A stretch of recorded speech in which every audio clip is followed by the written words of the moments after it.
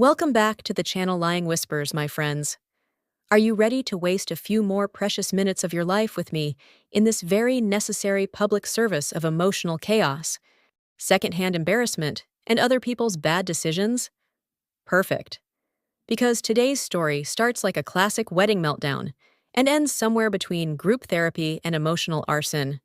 Before we dive in, do me a favor.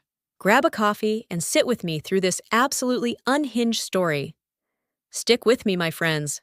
I promise you, if you leave halfway through, you'll miss the part where everything you thought you understood gets flipped upside down. And yes, hit the like button, subscribe, share this with that friend who lives for messy story times, and get comfortable. We're gonna be here a while. She wasn't the bride. She wasn't the problematic guest. She wasn't even the friend who looked too good. She was the sister, the observer, the unlucky soul who watched everything fall apart in slow motion. Let's call her Leah. The bride was her older sister, and the best friend, the woman who unknowingly lit the match, was Ruby. 3 women, 25 years of shared history, 1 gorgeous wedding, and a dress that ended up being the smallest issue in the room. From as far back as Leah could remember, Ruby had always been different. Not quirky cute different. Not oh she's so unique different. Ruby was the kind of different that made people stop mid-sentence when she walked into a room. She didn't follow fashion. She didn't care about trends. Ruby dressed like life was one long runway, and she was the only one brave enough to walk it. And the most irritating part? It worked. And knew this. She had always known. And Ruby grew up together. They were inseparable. The kind of best friends everyone assumed would be each other's maids of honor, godmothers to each other's kids, and eventually those 2 old ladies judging strangers from a porch. That's why no one, and I mean no one, understood what happened when and got engaged. Because there was no fight. No blow-up. No dramatic falling out. Just distance. A quiet, uncomfortable distance that no one could quite explain. Leah noticed it when and asked her to be maid of honor. She felt honored, of course, but also confused. Because for years, and Ruby had sworn they'd be each other's maid of honor. When Leah asked about Ruby, and changed the subject. And then came the real shock. Ruby wasn't a bridesmaid. Not a maid of honor. Not involved at all. Nothing. Leah assumed something awful must have happened. A secret argument. A betrayal. She and her mom tried to talk to and gently. Carefully. With concern. And brushed it off with the same line every time. Ruby doesn't care. Lie number 1. Ruby absolutely cared. But Ruby hated conflict. And when a friendship that's lasted your entire life suddenly goes cold without explanation, sometimes you don't scream, you shrink. So Ruby smiled, said it was fine, and made herself smaller. And my friends, that's where the real damage started. Throughout the wedding planning, and acted like Ruby didn't exist. She didn't want her opinion, didn't invite her to dress fittings, didn't want to hear her name. Mentioning Ruby was like touching an exposed nerve. Leah felt it. That creeping sense that something was deeply wrong, not dramatic wrong, but hidden wrong. The wedding day arrived. It was beautiful. Outdoor ceremony. Modern, relaxed, not overly traditional. And chose a simple, elegant dress. Minimalist. Clean lines. And that choice was completely valid. Not every bride wants layers of tulle and drama. Then Ruby arrived. Dark red dress. Satin. Form-fitting, yes. Long sleeves. Appropriate length. Not white. Not outrageous. Not attention-seeking. Just stunning. Ruby didn't make an entrance. Didn't demand attention. Didn't act out. She simply existed. And that was enough. And saw her, and something snapped. She smiled for photos while seething underneath. Jaw tight. Eyes hard. After the wedding, and exploded. She said Ruby ruined her day, that she'd been outshined, that the friendship was over. Because of the dress. Yes. The dress. Leah tried to reason with her. She reminded and that she'd known Ruby for 25 years. That she knew how Ruby dressed. That if it bothered her, she could have said something beforehand. Or made her a bridesmaid. And lost it. Yelling. Crying. Accusing Leah of betrayal. And right there, my friends, the story stopped being about wedding drama and turned into something much darker. Because what followed wasn't a passing tantrum. It was a campaign. Horrible messages sent to Ruby. Complete silence toward Leah. Emotional manipulation of their dad. Explosive fights with their mom. And wasn't just upset. She was desperate. And when someone is desperate to protect an image, they can become dangerous. But no one understood why. Not yet. The groom, the phone call, and the lie that changed everything. If up until now you were thinking, okay, and is insecure, dramatic, maybe a little unhinged about the dress, I need you to take that thought, fold it neatly, and throw it directly out the window. Because the dress was a decoy. It started with a phone call. Leah was standing in her kitchen, holding a mug of coffee that had already gone cold, when her phone buzzed. Caller ID Dave. That alone was strange. Dave didn't call her. Ever. They weren't close. They were polite. Cordial. Family by marriage adjacent. Nothing more. She answered anyway. And from the first second, she knew something was wrong. Dave's voice wasn't angry. It wasn't offensive. It wasn't even emotional in a loud way. It was tired. The kind of tired that doesn't come from lack of sleep, but from realizing your reality might be fake. He asked if she had a moment to talk. Of course she did. And in that moment, Leah still thought this conversation would be about the dress. About smoothing things over. About calming and down. Oh, my friends, how wrong she was. Dave didn't mention the dress. Not the color. Not the cut. Not Ruby's stealing attention. He went straight for the thing and had been avoiding like a landmine.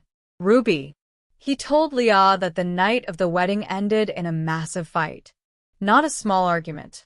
Not a worse stressed disagreement. A full-blown fight. And was furious because Dave had defended Ruby. Because he said the dress wasn't a big deal. Because he didn't understand why and was so enraged. Dave said something that made Leah's stomach drop.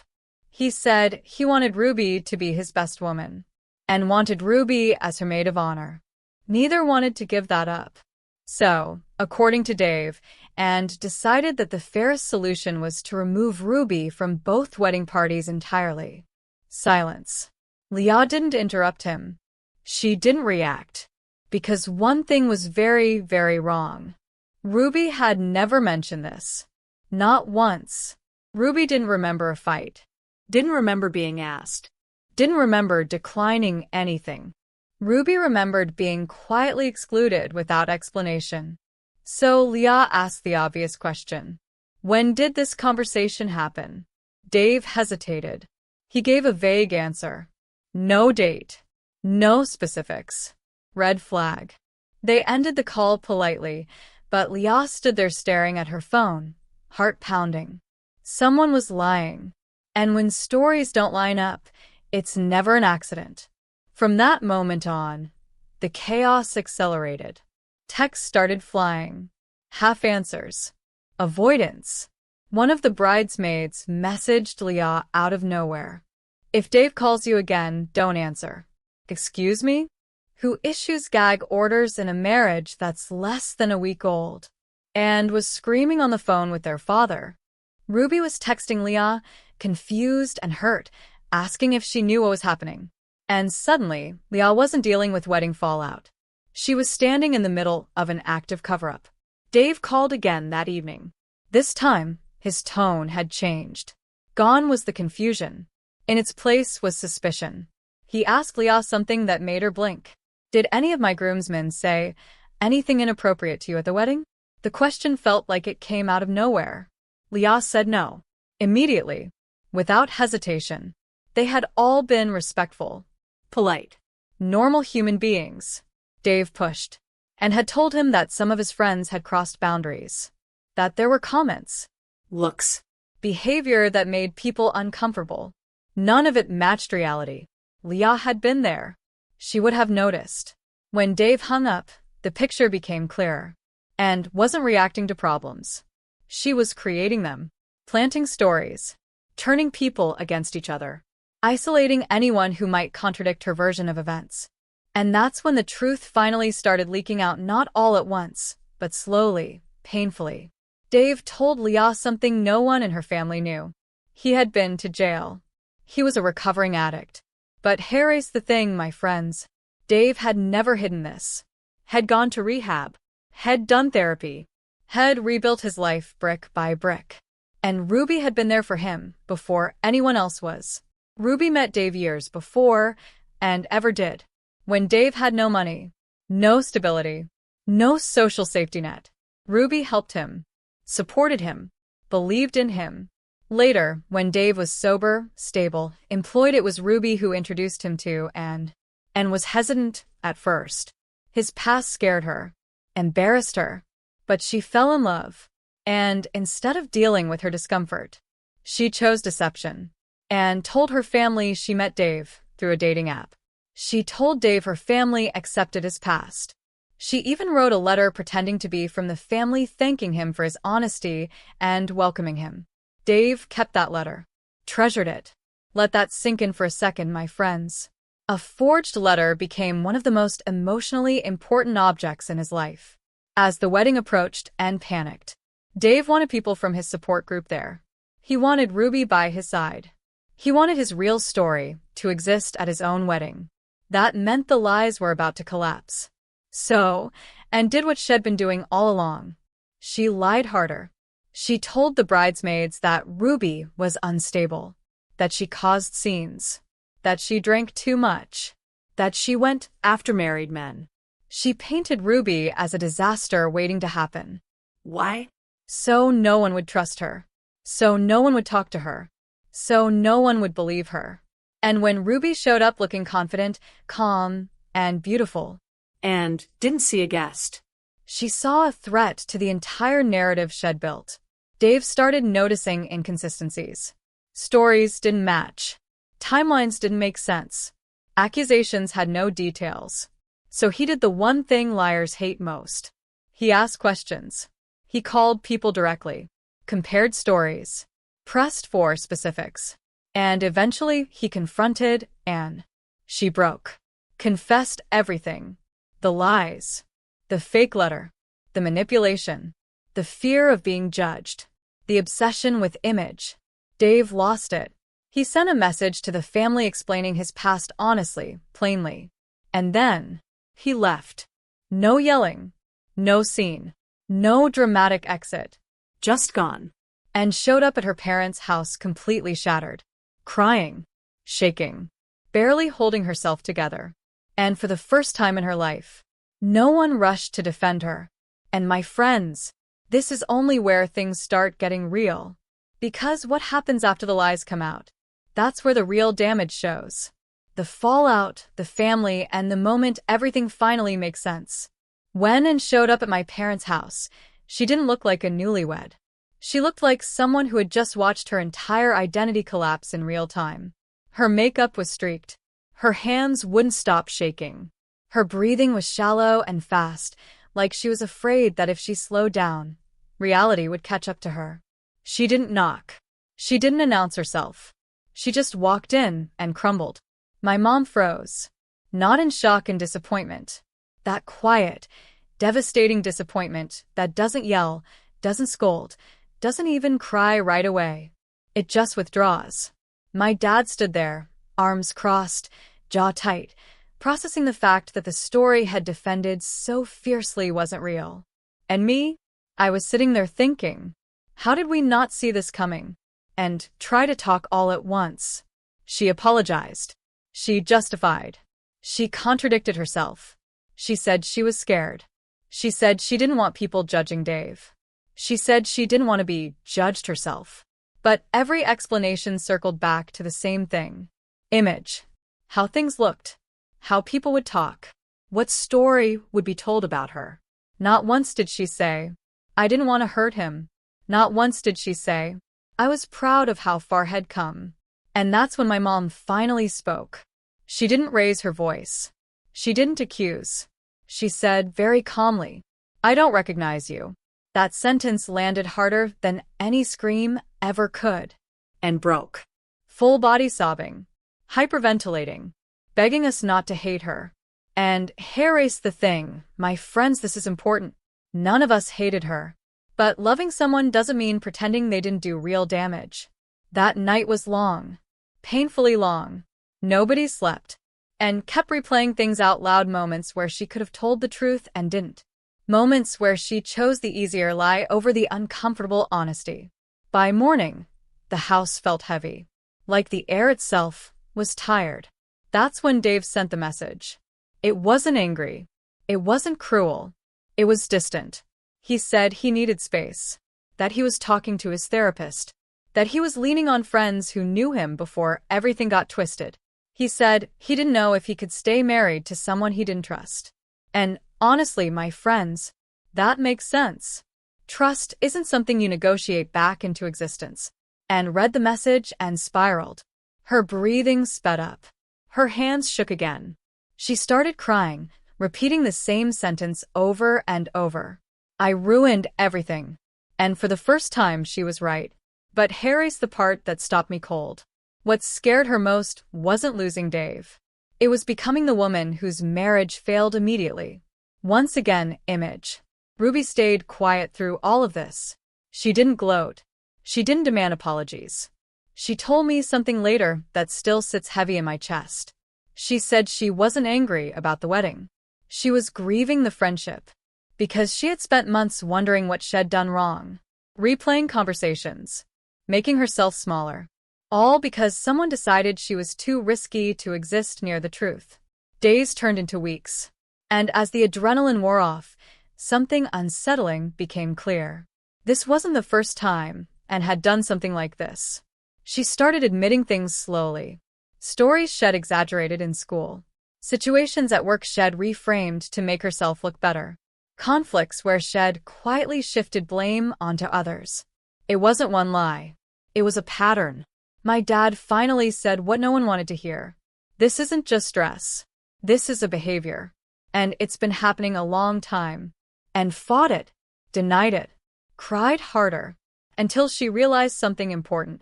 She no longer controlled the story. She agreed to therapy. Not because she wanted to, but because there was nowhere left to hide. My mom and I talked about family therapy too. Because here's the uncomfortable truth, my friends.